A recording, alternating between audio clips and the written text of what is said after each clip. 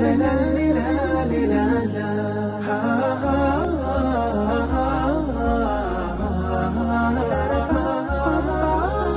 كتاب الله قلبي صار حي. السلام عليكم ورحمة الله وبركاته. الحمد لله والصلاة والسلام على رسول الله سيدنا ومولانا محمد بن عبد الله وعلى آله وصحبه ومن تبعه وموالاه. Yang saya hormati Al-Mukarram Al-Ustaz Qurtubi, yang sama-sama kita hormati Ibu Kabin, Bapak-bapak, Ibu-ibu, guru sekalian yang beserta yang bawah dan kecil dan sebenarnya, insya Allah kita semua dimuliakan Allah Subhanahu wa Ta'ala. Amin ya Allah. Ada ungkapan seorang penyair dari Pakistan, Iqbal, termasuk pendiri negara Pakistan. Kada al-muallimu ayyakuna rasulah, hampir saja guru itu menjadi seorang rasul. Kalaulah ada profesi setelah rasul, maka profesi itu adalah guru. Seandainya ada nabi setelah rasul, tentulah yang menjadi nabi itu adalah guru, karena visi dan misi kerja guru itu sama seperti yang dilakukan oleh para nabi, yaitu menyebarkan kebaikan. Atas dasar itulah maka saya memilih profesi sebagai guru. Saya menjadi guru sejak menjadi guru ngaji. Menjadi guru sejak menjadi guru mengaji di rumah. Karena ibu saya guru ngaji. Anak-anak tetangga datang belajar ke rumah, dan kalau ibu saya tak bisa, masa majulah saya sebagai asisten dosen. Yang menjadi murid saya kawan-kawan sebaya saya. Waktu itu kelas 2 SD. Jadi saya sudah bidang Quran. Jadi saya ajar anak-anak. Makanya waktu itu saya dosen kita mengajar, saya bukan menyetulik yang dalam hati saya mengajar pasti belajar juga. Jadi berada di tengah bapak ibu guru sekalian, tentu sesama guru tidak boleh saling menggurui. Tidak boleh kita sesama guru. Jadi alhamdulillah, tentu jam terbang bapak ibu lebih lama dari saya. Saya hanya ingin bercerita yang saya tahu saja. Adapun yang tak tahu tentu saya tak cerita. Karena inna sam'a pendengaran, wal basar penglihatan, wal fu'ad hati, dan pikiran, kullu ulaika kana mas'ula, semua akan ditanya, diminta pertanggungjawaban di hadapan Tuhan, di hadapan Allah Subhanahu wa Ta'ala. Saya ringkas jadi 3 poin. Yang pertama, bahwa hidup ini adalah ladang tempat beramal, dan pilihlah yang kira-kira kita mau tanam apa. Jadi kalau kita senangnya tanam karet, ya kita pilih tanam karet. Jangan kita tidak suka karet, kita tanam sawit. Oh iya betul juga, kita tak suka karet. Jangan kita tak suka karet, kita tanya dulu, kalau tanam karet ini apa enaknya? Enaknya tidak pakai pupuk, kemudian semak tak apa-apa, kemudian pula tidak ada tukang pruningnya, tak ada grondolnya. Tapi tapi susahnya mesti ditagih tiap pagi, ada pajaknya banyak. Kemudian kalau musim hujan payah keras. Tapi kalau sawit ini dia harus bersih. Ada yang memilih bidang jihad politik, masuknya ke DPR. Kemudian yang 4 orang sedang sekarang mencalon menjadi wali kota, gubernur, bupati. Nah ini itu bidang mereka. Jadi paling stres hidup ini adalah ketika kita menceburkan diri ke dalam bidang yang kita tidak suka. Itu kita bisa mati muda itu. Karena ada orang-orang yang memilih profesi ini dulu terpaksa. Kenapa kamu jadi guru? Itu yang udah PNS-nya.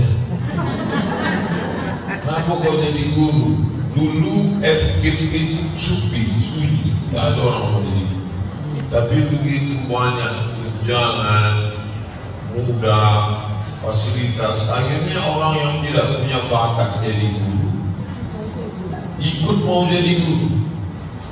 Makanya ketika saya masuk ke pedalaman suku Talang Mama, di sana saya berpikir pertama kali sampai 2 tahun yang lalu, saya berpikir singkat saja, kita pindahkan orang Talang ini dari hutan, kita kasih kebun sawit 2 hektar, dan selesai. Ngapain kita sampai naik sampai 7 jam ke dalam? Ketika itu saya ceritakan ke salah seorang kawan, orang Talang, tapi sudah sampai ke Paris, Prancis. Katanya tidak begitu Ustaz Somad. Ustaz berpikir terlalu simpel. Ustaz mengeluarkan orang Talang dari dalam hutan ke kampung itu sama dengan mengeluarkan ikan mas koki dari akuarium. Kita sudah melepas dia dari komunitasnya. Ustaz sudah membunuh mereka.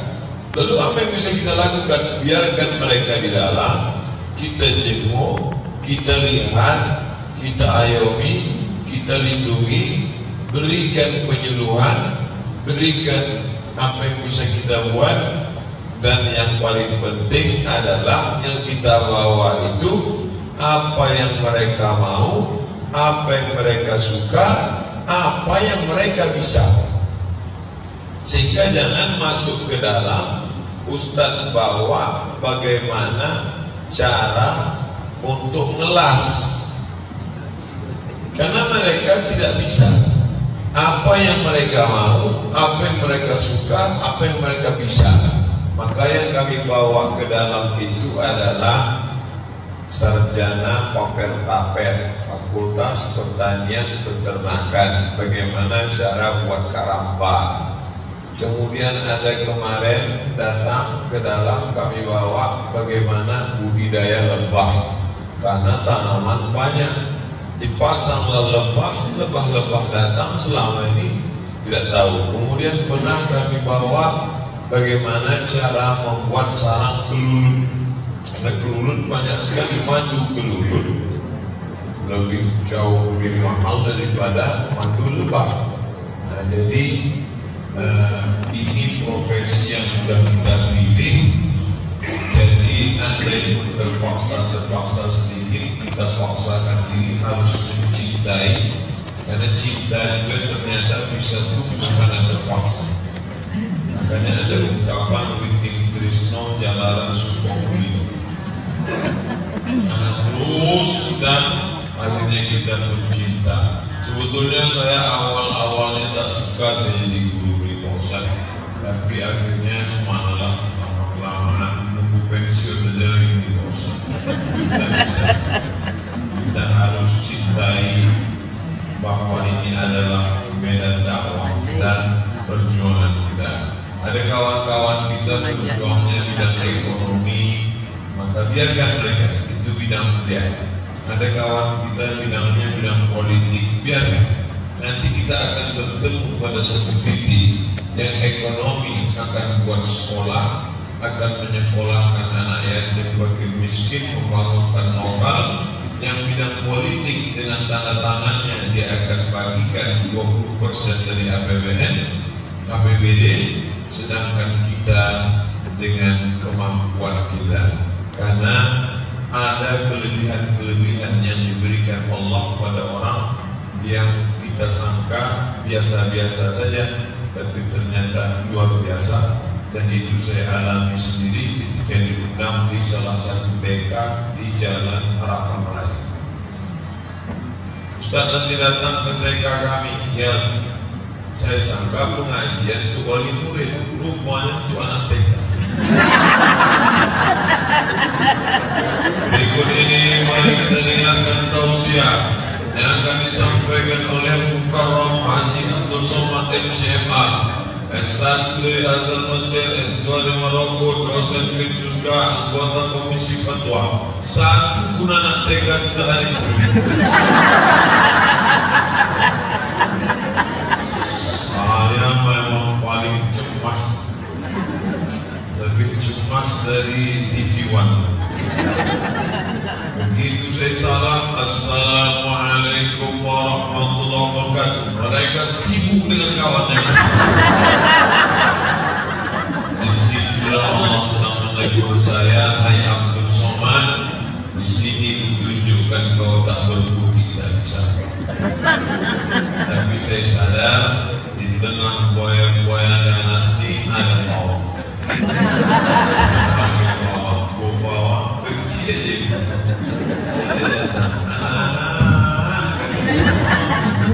Oh, likulli syai'in maziyatun, ada kelebihan yang diberikan Allah Subhanahu wa taala. Maka ibu bapak termasuk saya, kita terima kelebihan ini. Bagaimana kita bisa survive? Ada buku judulnya How to Survive. Bagaimana bisa menjalani hidup dengan nyaman, nikmat, menikmati hidup. Menjadi guru kalau tidak dinikmati, stres sekali. Berada di depan orang banyak, harus tampil sebagaimana artis. Guru itu kan artis. Di depan murid-muridnya dia ada makhluk yang paling sempurna. Kalau tidak dengan segala kekurangannya, dia harus tampil lebih prima, dia harus perfect. Oleh sebab itu maka kita pahami, ya Allah, Engkau yang sudah memilih aku untuk menjadi guru ini, dan kebahagiaan seorang guru adalah saya merasakan ketika sampai kami ke Dumai, dari Dumai menyeberang kami ke Rupan. Sampai di Rupan acara, ada salah satu anak muda menengok saya terus. Saya tengok dia tengok saya. Saya tengok lagi, tengok dia saya. Curiga, dia jangan-jangan LGBT. Saya mahasiswa Ustadz di Fakultas Ekonomi dan Sosial tahun 2009. Waktu itu Ustadz baru pulang dari Maroko lagi waktu itu Ustadz masih muda, masih ganteng lagi. Sekarang saya ditempatkan PNS di sini, Pak Ustaz. Kebanggaan luar biasa. Barulah saya tahu, oh itulah rupanya yang dirasakan guru-guru saya dulu. Dan kita hari ini adalah buah dari hasil jerih payah guru-guru kita. Setelah selesai acara, kami pun salaman. Kata dia, Ustaz masih ingat sama saya? Tidak. Dan yang paling lebih indah lagi daripada itu adalah ketika kita mati, datang tetesan embun di tengah gurun pasir yang panas, doa dari murid-murid kita. Itulah yang tidak bisa terbayar oleh gaji-gaji. Itulah yang tak bisa ditebus oleh sertifikasi. Maka kalau yang kita harapkan ini materi, sesungguhnya kita akan korban perasaan dan kita pasti diganti rugi. Walaupun diganti tetap rugi. Maka kita harus selalu memandang ada yang lebih hebat daripada itu, yaitu balasan dari alam ghaib. Yang kita pandang itu ghaib. Surga yang kita akan masuki itu ghaib. Malaikat yang mencatat kiraman katibin itu ghaib. Allah yang kita sembah Maha Raya, maka itulah yang memberikan kita motivasi yang luar biasa. Maka kadang jamaah heran, kami tengok Ustaz kalau bos datang duduk macam sakit, tapi kalau sudah mati sehat. Ternyata ada yang Maha Raya memberikan kita kekuasaan, memberikan kita izzah, keyakinan bahwa yang saya sampaikan ini, kalau saya ceramah di satu sekolah yang mendengarnya 1.000 orang, berarti jamaah saya 1.000, yang mengingat ceramah itu 500, yang bisa menyampaikannya ke orang lain tinggal 100, yang mau mendengarkan orang lain cakapnya tinggal 50 dari 1.000. Tapi kalau saya berceramah, bercerita kepada 10 orang guru, satu guru punya 1.000 murid, maka saat itu saya sedang bercerita ke 10.000 murid. Itulah maka motivasi luar biasa hari ini. Saya paksakan diri, sebenarnya berat untuk berceramah kepada Bapak Ibu guru, tapi saya pahamkan diri saya, Abdul Somad, kau tidak ceramah, tapi kau hanya cerita-cerita saja. Bapak Ibu guru yang dimuliakan Allah Subhanahu, lalu sendirilah terus ya Allah. Rem dibetulkan, gas berusaha,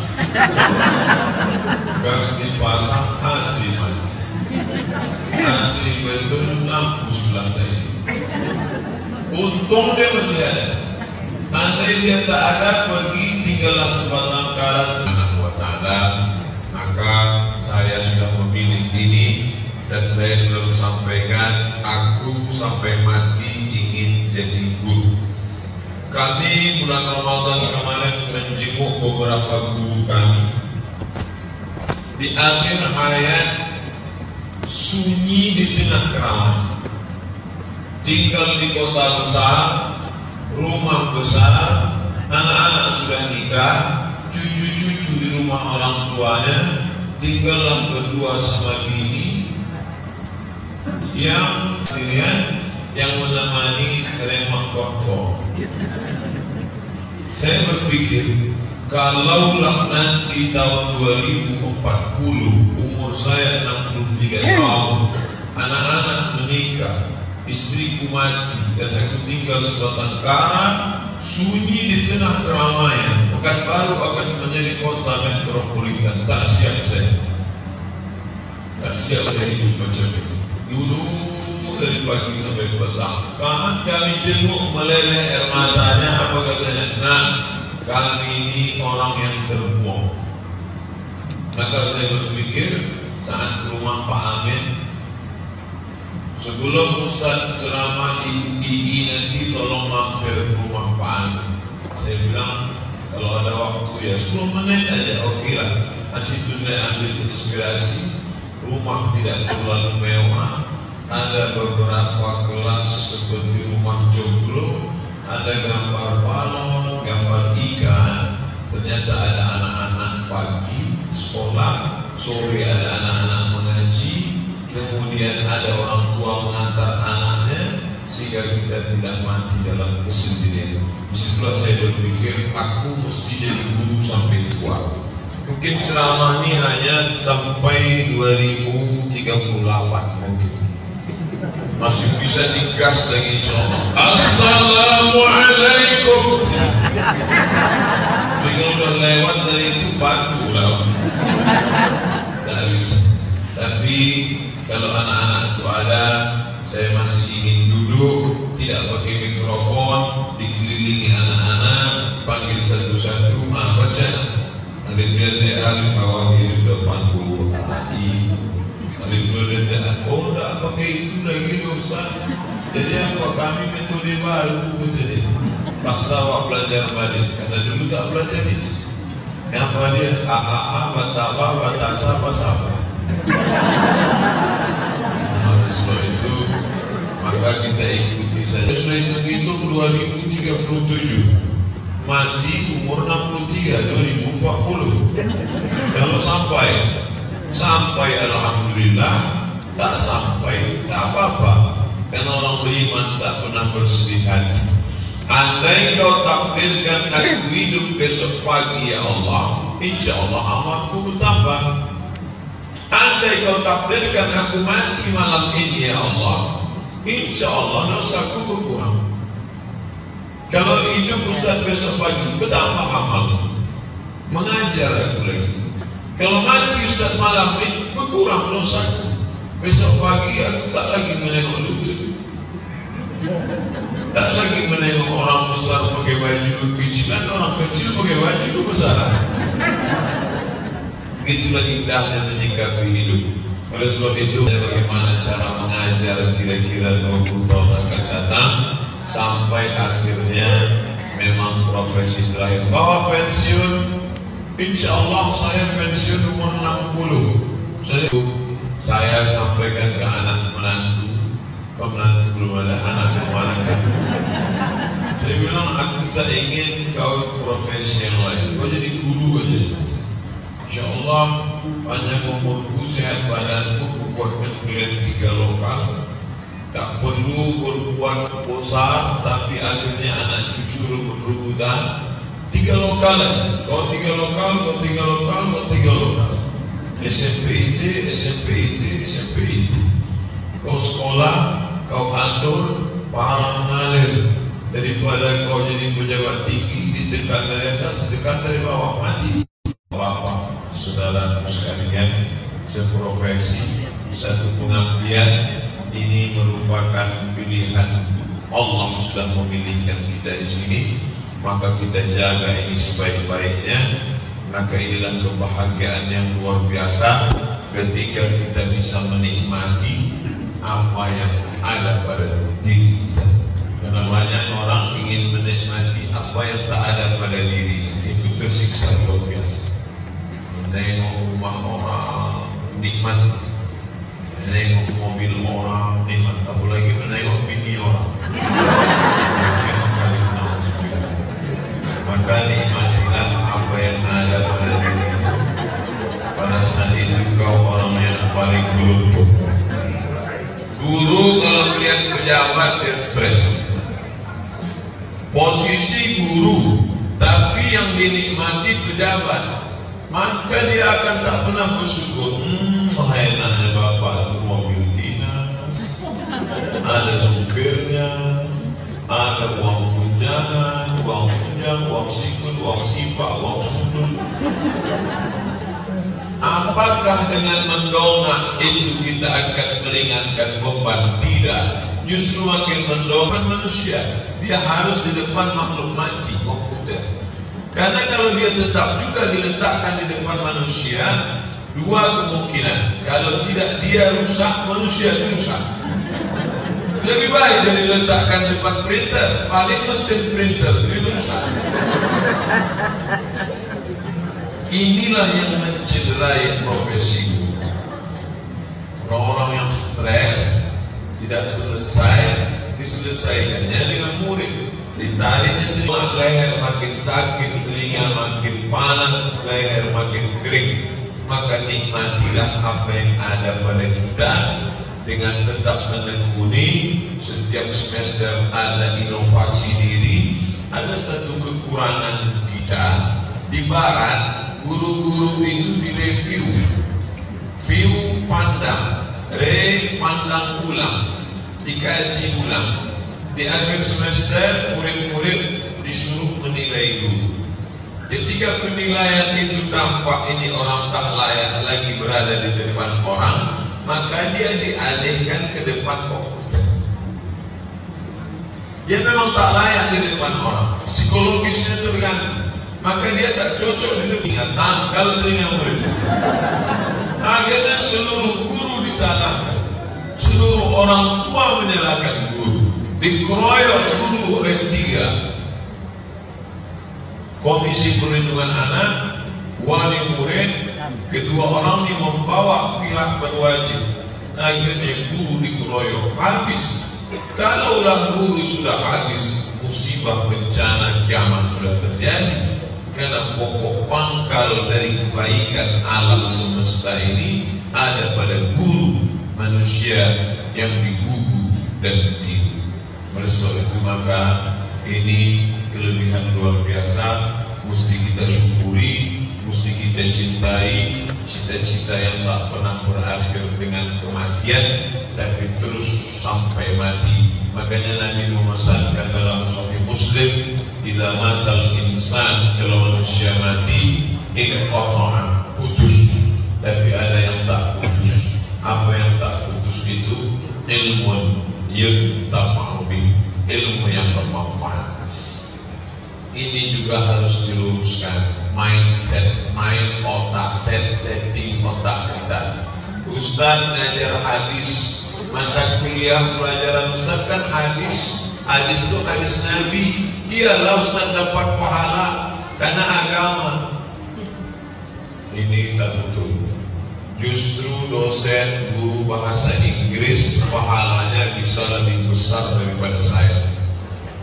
Saya ceramah, yang paham isi ceramah saya Indonesia, Malaysia, Brunei, itu saja yang paham. Orang Singapura datang. Tapi aku belajar bahasa Israel itu nisfa syahrin, setengah bulan. Kalau ibu guru bahasa Inggris, ibu panggil murid-murid ibu, murid-murid sekalian, tugas kalian hari ini satu saja. Apa tugas kami, Bu? Terjemahkan video pendek Ustaz Somad yang di Instagram. 1 menit ceramahnya, transkrip ke bahasa Inggris, nanti akan diuploadkan terjemahnya oleh anak-anak dari sains teknologi, integrated kurikulum. Maka semua mendapatkan rahmat. Tahulah orang, oh ada ceramah terjemah pakai subtitle by English language. Oleh sebab itu jangan merasa ini bahasa Inggris ini tak dipakai nih. Ini bahasa Inggris ini bahasa munafik, tak sesuai tulisan sama bacaan. Oh ini dibacawan. Nabi menyuruh belajar bahasa Yahudi. Coba bayangkan, Yahudi, Bani Israel. Apa kata Nabi? Kata sahabat Nabi yang ditugaskan belajar bahasa Yahudi, namanya Zaid bin Sabit. Ta'allamtuhu wa hadamlan dia belajar. Kita belajar bahasa Inggris SMP 3 tahun, SMA 3 tahun, kuliah 4 tahun, tes TOEFL 400 juta dapat. TOEFL, Test of English Foreign Language. Naik ke pesawat yang bisa kita tangkap 3 saja. Ladies and gentlemen, good morning, thank you. Jadi ibu-ibu belajar bahasa Inggris ini juga adalah ibadah. Ya, Ustaz kan belajar agama, kami belajar bahasa Inggris juga ibadah. Kami yang biologi ini Pak Ustaz, ibadah. Saat dia menjelaskan manusia itu anak-anak dari nutfah berubah menjadi alaqah, berubah menjadi mudghah menyangkul izaman, fakasawna al-izama lahman, tulang dibalut dengan daging, summa ansha'na khalqan akhar, berubah menjadi makhluk yang sempurna. Fatabarakallahu ahsanul khaliqin. Maha suci Allah sebaik-baik pencipta. Anak itu berpikir, dari mana Nabi Muhammad 14 abad lalu tahu tentang sperma 40 hari, berubah jadi darah 40 hari, berubah menjadi daging 40 hari, daging menyangkul tulang, tulang berubah menjadi manusia, sempurna penciptaan. Dari mana dia tahu? Maka saat itu terjawablah, wa ma yantiqu 'anil hawa. Dia bicara bukan karena hawa nafsunya, in huwa illa wahyun yuha. Belajar ini dapat pahala, belajar ini tak dapat pahala, karena semuanya datang dari Allah. Belajar yang tertulis, tersurat Quran hadis, tapi belajar yang tersirat fisika, biologi, kimia, matematik. Kita mengenal ada namanya al-jabr, kita mengenal ada namanya Avicenna Ibnu Sina, kita mengenal ada namanya Averroes Ibnu Rushd, Kita mengenal ada namanya Al-Khawarizmi, logaritma. Kita mengenal adanya Ibnu Haytham, macam-macam ilmuwan muslim pada abad pertengahan. Pada saat diterjemahkannya buku-buku Yunani ke dalam bahasa Arab pada zaman Khalifah Abu Ja'far Al-Mansur, dibuatlah sebuah lembaga bernama Dar Al-Hikmah, Dar Rumah Hikmah Ilmu Pengetahuan, besar-besaran, sampai akhirnya datang tentara barbar dari Mongol, Genghis Khan, Kubilai Khan, menghancurkan perpustakaan Baghdad sampai kuda bisa menyeberang di atas sungai Efrat dan Tigris. Hitam warna air sungai itu karena luntur tinta sampai menyeberang mereka. Andai kita bawa sebuah wahyu dari Allah Subhanahu wa Ta'ala, jadi tidak ada lagi dikotomi antara ini ilmu agama, ini bukan ilmu agama. Buku dari pustaka Suman HS ke Sungai Siak, bisa tak kita naik kuda di atas? Belum tentu, karena saya naik ke atas buku tak belas berat. Oleh sebab itu maka tak ada cara lain selain menyampaikan bahwa Bapak Ibu guru, anak-anak murid sekalian, mesti ada integrated kurikulum, mengintegrasikan antara kurikulum agama dan umum. Anak-anak dibekali fisika, biologi, kimia, matematik, bahasa Inggris, tapi juga dalam kepalanya ada akidah akhlak, bahasa Arab, Quran, hadis, fikih, sejarah Islam, maka menyatu dalam kepalanya. Syukur-syukur dua bahasa bisa digunakan, untuk yang umum bahasa Inggris, untuk yang Islamic Studies bahasa Arab, sehingga dua-duanya terjaga. Kita sebagai orang Melayu Riau berbangga hati karena nama-nama jalan tetap dipakai huruf Arab Melayu untuk menghindari menjauhkan dari buta huruf Al-Quran. Ini tidak ada di provinsi lain, karena huruf Arab itu sudah dipakai menjadi huruf daerah. Kebetulan daerah kita daerah Melayu dan huruf kita adalah huruf Arab Melayu, maka itu mencegah buta. Maka dalam Islam diajarkan ada zahir, ada batin, ada alam ghaib, ada alam nyata, ada yang tampak, ada yang tak tampak, ada yang roh, ada yang batin, ada yang terlihat, ada yang tak terlihat. Gaji terlihat, insentif terlihat, tapi kita mesti meyakini ada yang lebih besar daripada itu adalah janji Allah Subhanahu wa Ta'ala. Man dalla ala khairin, siapa yang menunjukkan kebaikan dan itu kerja guru, falahu mithlu ajri fa'ilihi, dia dapat balasan sama seperti orang yang melakukannya.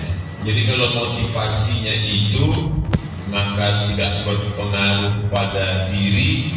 Tak ada beda antara tanggal 1 dengan tanggal 31. Kenapa? Karena yang dipandang itu bukan physically. Kalau yang dipandang daging ini bisa sehat karena darah mengalir. Kalau jantung berhenti berdetak, darah berhenti beku. Kalau Al-Quran ini kebahagiaan lagi antara yang bisa kita rasakan. Tapi juga yang dimuliakan Allah SWT, pertama mencintai profesi. Yang kedua, ada cita-cita yang lebih tinggi dari sekedar materi.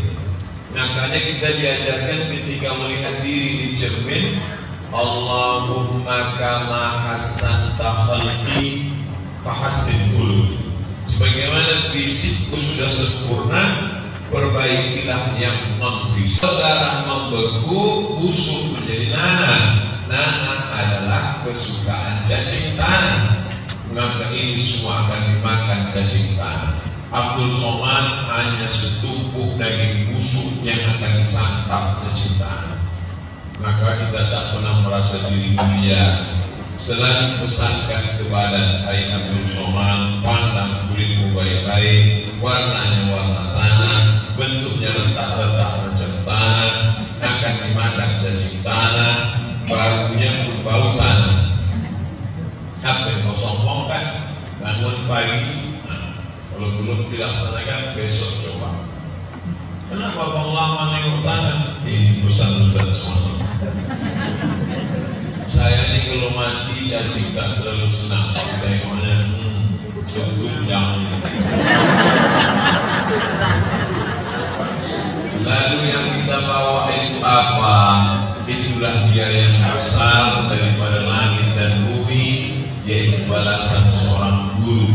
Maka inilah yang membuat kita terus bersemangat, bangun pagi datang mengajar, ribut mereka di kelas, tapi kita tetap supaya normal berpikir. Jangan pikir itu lambung aja makan, sengaja dijauhkan Allah. Itulah mengapa Allah Ta'ala dengan segala rahasia hikmahnya supaya kita cerdas berpikir. Tapi lambungnya penting, dia mesti diisi.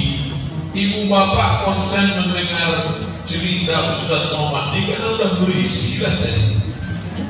Kalau kosong tak konsen. Oleh sebab itu maka seimbang. Makanya kita selalu diajarkan keseimbangan. Rabbana atina fid dunya hasanah wa fil akhirati hasanah. Dulu guru-guru tidak konsen mengajar karena gaji tidak tinggi. Akhirnya pemerintah mengambil inisiatif, diberilah apa yang disebut dengan sertifikasi.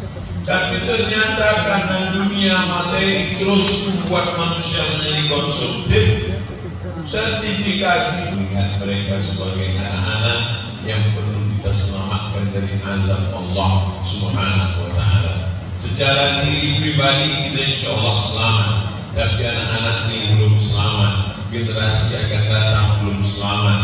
Andai satu angkatan 30 orang, Ustaz Qurtubi sudah mengajar 10 tahun, lalu ada 300 orang, lalu berkembang menjadi 3.000 orang, menjadi 30.000 orang, gurita yang sudah menyebar ke berbagai penjuru arah, maka itulah kenikmatan yang dirasakan, kebahagiaan.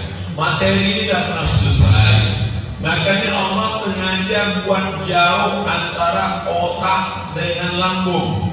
Otak di atas, lambung di bawah. Kalau ada orang otaknya dekat dengan lambung, itu otak udang. Ternyata tidak cukup. Ternyata kebutuhan meningkat. Dulu ketika gaji orang 1,5 juta, dia mengajar pakai motor, ngisi minyak 20.000 tahan seminggu.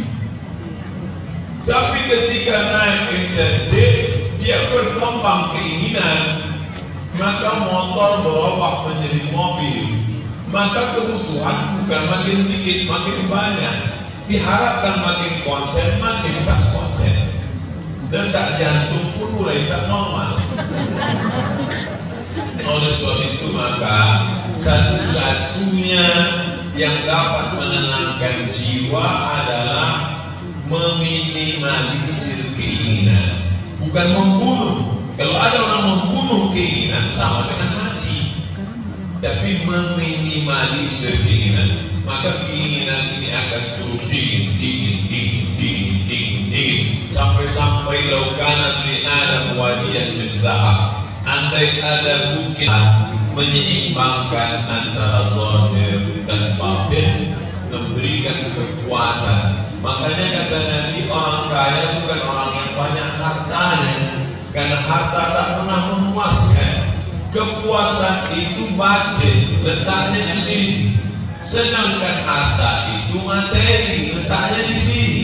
Yang di sini tak pernah bisa mengenyangkan yang di sini.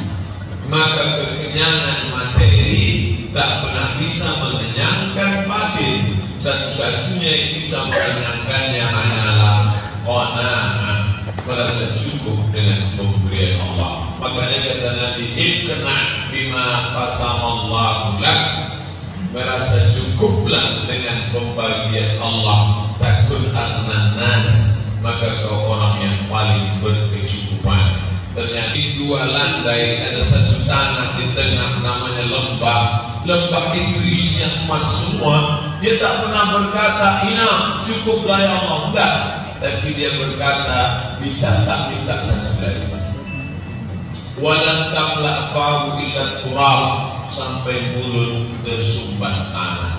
Dulu ketika rumah tanah, andailah bisa beli semen. Setelah dapat semen, andailah bisa keramik. Setelah dapat keramik, andailah bisa marmer. Setelah dapat marmer, andailah bisa marmer yang kena lampu bercahaya memantul ke atas. Setelah dapat, andailah marmer yang tak terpotong tapi satu lantai untuk supaya tamu ketika datang macam menengok kucing. Itu keinginan tak akan pernah. Sebelum punya baju cantik, ingin punya baju. Setelah punya baju cantik, ingin punya cincin. Setelah punya cincin satu, ingin punya dua. Setelah dua di kiri, ingin pula dua ke kanan. Supaya berjalan ke seimbang.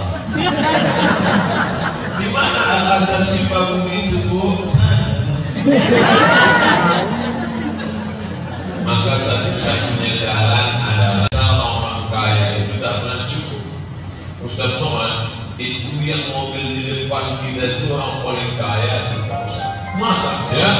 Kelasnya aja khusus punya ini. Hebat ya. Katanya kekayaannya kemarin tahun ini mencapai 50 miliar.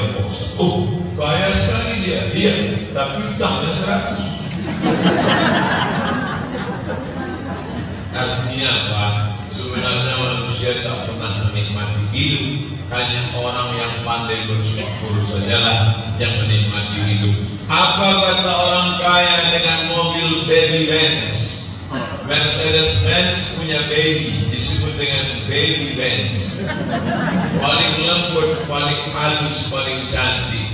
Di atas dalam tol dengan lancar karena ada provider, tak ada halangan. Ketika 37 sampai itu angka. Sampai ada di salah satu kabupaten di Riau, angkanya sampai 600 setahun.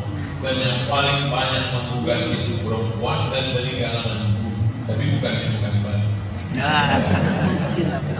Kenapa? Karena kemapanan, karena merasa lebih high, karena merasa lebih tinggi, karena merasa padahal kita diciptakan dari alaqah ketergantungan. Dulu kita hanyalah darah yang menempel di rahim, tergantung dengan rahim. Setelah lahir ke dunia itu dia sedang sendirian. Nampaknya petani sedang panen di tepi jalan tol. Apa kata dia? Oh, enaknya jadi petani, siang-siang makan dengan anak bini di tengah pondok ladang. Sementara aku sendirian sudah lama tak menikmati kebersamaan. Kata si orang kaya menengok petani yang sedang makan di tengah sawah. Apa kata si orang petani di tengah sawah? Enaknya lo punya mobil mewah dan keren. Jadi sebenarnya kebahagiaan adalah ketika melihat orang lain merasa dia lebih bahagia dari kita. Padahal kalaulah petani itu bersyukur dengan keberadaannya, kalaulah yang kaya itu bersyukur dengan nikmat Allah, dengan itu dia bisa berbuat beramal soleh. Tentu dia tidak akan mengeluarkan sumpah serapah caci maki kepada Tuhan dan menjadi makhluk yang tidak bersyukur. Oleh sebab itu, ini selalu saya sampaikan di beberapa kabupaten ceramah. Apa kata Pak Bupati, Ustaz Somad, tolong ceramahkan satu masalah. Masalah apa Pak? Masalah tingginya gugatan ibu-ibu dari kalangan guru kepada suami. Oh, betul nih Pak, dia tulis story ini Pak Ustaz. Dulu dia lemah karena dia tak ada duit. Apa mau kata suami? Iya Pak. Sekarang enggak. Abang apanya macam-macam tergantung dengan ibu. Sekarang tadi makan pagi lontong, berapa orang tempat saya bergantung? Lontong dari beras, beras dari padi, padi ditanam, yang menanam padi, yang menuai padi, yang merubah padi jadi beras, yang menjual beras, yang memasak beras, yang membungkus jadi lontong, yang memeras. Oh, banyak sekali ceritanya, panjang. Begitulah banyaknya kita ketergantungan dengan orang. Maka pertama saya janji 3 poin. Yang pertama, bagaimana mencintai profesi yang sudah dipilihkan Allah. Ini ladang pengabdian. Yang ketika Nabi meninggal, baju besinya hilang.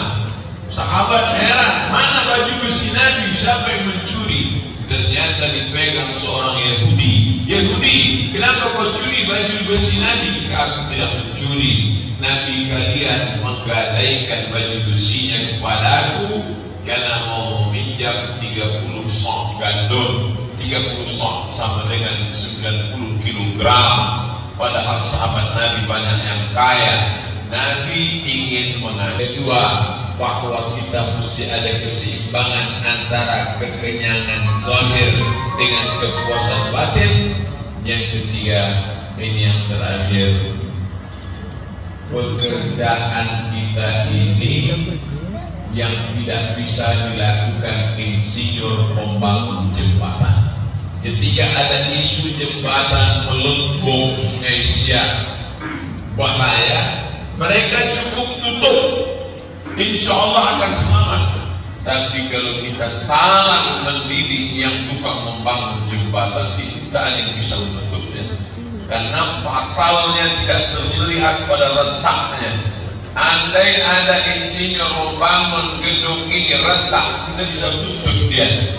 Tapi pekerjaan kita tak bisa dituntut orang karena keningnya tak retak, isi kepala di dalam hancur bekerja. Siapa yang membentuknya? Kita lah yang sudah berkontribusi membangun bangsa ini atau merusaknya ke depan. Tumbuhnya sekolah-sekolah Islam bukan membuat anak-anak ini menjadi eksklusif, menjadi tertutup, menjadi anti kebinekaan, menjadi rasis, menanamkan kebencian. Maka bukan ajaran Islam. Nabi Muhammad SAW punya mertua non-muslim. Siapa namanya?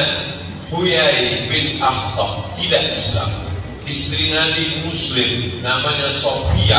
Sukunya Yahudi. Sofia punya ayah namanya Huyai. Huyai punya ayah namanya Akhtab, non-muslim.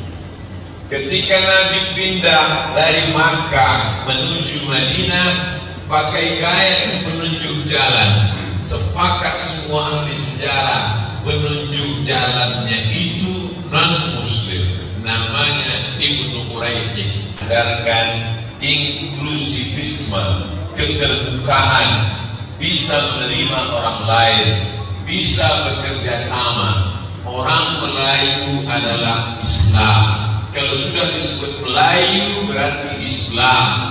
Melayu tanpa Islam hilang mana, tinggal layunya saja. Tapi bukan berarti kita benci kepada selain Melayu dan selain Islam.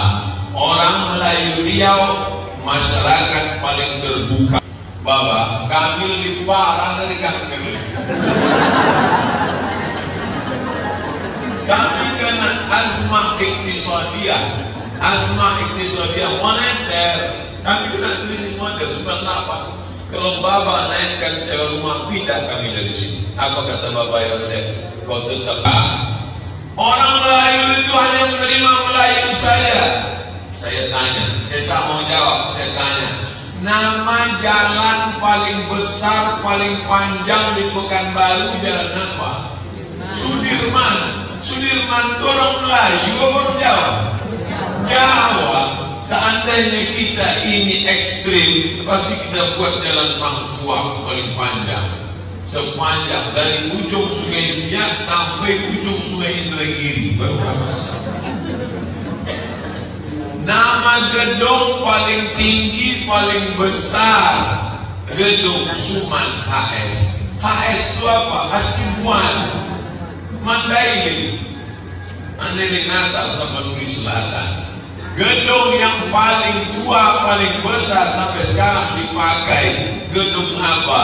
Gedung Kaharudin Nasution. Artinya siapapun bisa berkarir, bisa berbuat. Orang Melayu adalah inklusif, terbuka, bersaingan secara otak bukan otot. Siapapun engkau, kalau engkau bisa berbuat, silakan. Itu Ustaz Somad itu anti kebinekaan. Itu Ustaz Somad itu tidak peduli pada selain dia. Itu Ustaz Somad itu menanamkan permusuhan. Ini yang mencetuskan isu ini pastilah orang dua kemungkinan. Pertama ada kepentingan, yang kedua tak punya paket 2 miliar. Tak bisa dia nonton ceramah itu sampai selesai. Saya kuliah di Mesir. Mesir itu Kristen Ortodok Koptik 6%. Dan ditakdirkan Allah saya menyewa rumah. Saya tak tinggal di asrama, menyewa rumah. Nama tuan rumahnya Baba Yosef Hana. Jadi namanya Baba Yosef Hana, tidak Muslim. Setiap bayar uang sewa rumah, saya datang ke rumah. Baba, saya mau yang sewa rumah. Apa kata Baba Yosef?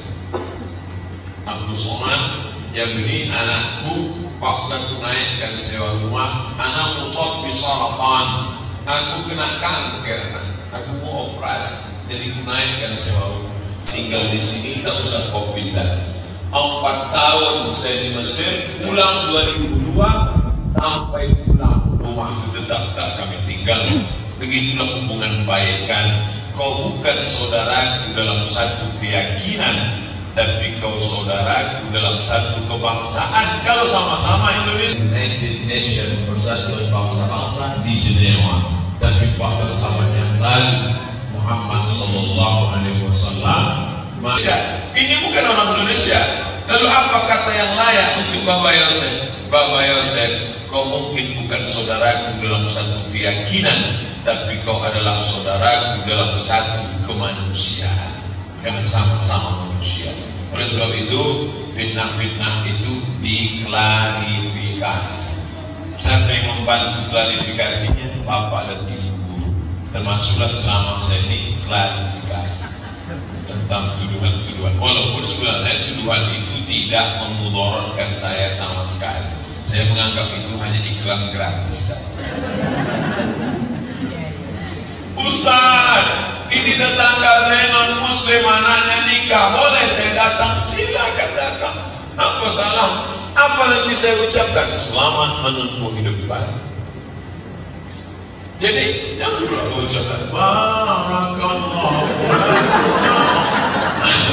Sesama muslim, barakallahu lakum wa baraka alaikum wa jama'a bainakum. Boleh kami makan di situ? Boleh. Karena sudah umum di tempat kita, walaupun yang menikah non muslim, dia buat ada muslim. Makanlah yang muslim food. Habis makan balik. Jangan pula singgah ke non muslim food. Kalau kita berkawan ada jaraknya, ada pemisah. Main bola ada aturannya, namanya statuta. Yang menyusunnya siapa? FIFA. Masa hidup bertetangga, berkawan, bersahabat, jadi bukan menanamkan kebencian. Wa ma arsalnaka illa rahmatan. Anak-anak kita tanamkan itu. Dulu orang kalau berperang, ratakan dengan tanah, ambil kudanya, rampas anak gadisnya, bunuh. Ketika datang Nabi Muhammad SAW, 6 pesan dia. Satajiduna rijalan fis sawami, kalian akan berjumpa dengan pendeta-pendeta di gereja. La ta'ridu lahum, jangan ganggu mereka. La taqtulu sabiyan murdi'ah, jangan bunuh anak kecil sedang menyusui. Wala syaitan faniya, dengan bunuh orang tua renta yang tak sanggup berperang. la taqta'unna syajaratan, jangan potong pokok kayu, la tahdimu buyutan, jangan hancurkan rumah karena rumah tak bersalah, la tahqiranna nakhlan, jangan cabut pokok kurma. Pesan sekaranglah baru ada pesan, jangan bunuh para medis, jangan bunuh media massa. Setelah ada perjanjian, makanya datanglah seorang berkeluarga negaraan Amerika namanya Michael H. Hart. Michael H. Hart menulis The Moses masuk, Jesus Christ masuk, Socrates masuk, semua masuk, tapi dia buat nomor 1 Muhammad Sallallahu Alaihi Wasallam. Judul buku itu 100 ranking most influential person in history. 100 tokoh dunia yang paling berpengaruh, tapi dia buat nomor 1 Muhammad Sallallahu Alaihi Wasallam. Kalau yang menulis orang Islam tentu orang akan berkata, itu apologi, pembelaan pada diri sendiri, tapi ini pengakuan. Oleh sebab itu maka sampaikan pesan-pesan kedamaian ini kepada anak-anak kita. Insya Allah negeri ini akan menjadi baldatun thayyibatun, tapi tetap ada